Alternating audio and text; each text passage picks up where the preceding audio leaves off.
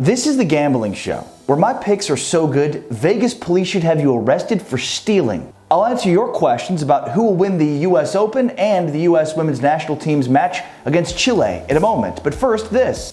Catch this and every game at Buffalo Wild Wings. Wings, beer, sports. All right, our first question comes in from Shannon Dubernay, or it might be Shannon Dubernix.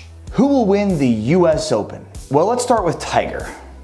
Don't take Tiger. You should never, ever, ever, ever take Tiger. Ever, ever, ever, ever. When we're talking about gambling. He always has terrible odds, and I think we tend to forget that Tiger was at the bottom for about as long as he was at the top. Tiger Woods went from being AC Slater to Screech. Full-on Screech. Tiger, seen here as President Donald Trump's body double, always has overinflated odds. That's why you never take Tiger. I mean, he was even a Vegas favorite when he shot a ridiculous 82, lost a tooth, and then was seen here looking like an extra from the movie Out Cold. 2001, 8% Rotten Tomatoes, probably not as bad as everybody made it out to be, but still terrible nonetheless. But the perfect analogy to Tiger Woods' career at that point. This should really go without being said, but if you're thinking about taking Phil Mickelson, don't. We all know that Phil Mickelson can compete in the harshest conditions, like Jim Nance's backyard. But the US Open is his Moby Dick. He's finished second 6 times, including the worst collapse in majors history, when he double bogeyed on the 18th in the 2006 US Open at Winged Foot. Bad. Like worse than that damn whale overtaking the Pequod in that pointless Melville book. No, not John Daly. I'm talking about Moby Dick. Pay attention. Look, just don't take Phil.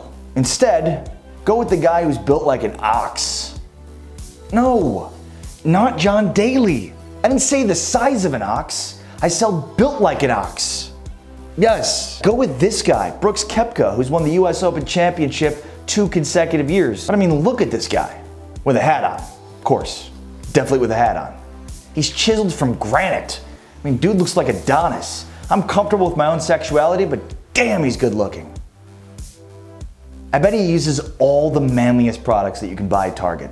Nothing stands in this dude's way of winning. And on to our second question, which comes in from Dara King. And Dara wants to know if the US Women's National Team will win their second game in the World Cup against Chile.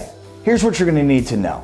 You're gonna need to bet $4,500 to win $100 to bet on the biggest bullies in sports. And they're gonna have to win by at least 5 goals.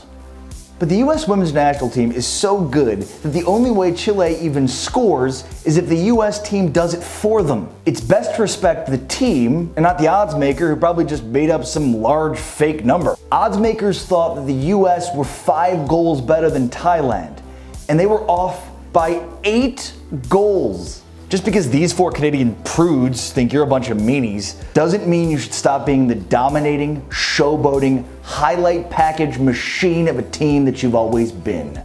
Pour some sugar on me, ladies. Take the US to cover and take the over on goals. That's all the time we have for you on the Gambling Show today. Make sure to post your comments and questions you have down below, and I'll answer them in a future episode. You know what they say, there's no wrong way to eat a Reese's. There's no wrong way to eat wings, but that I eat them, which is with one hand.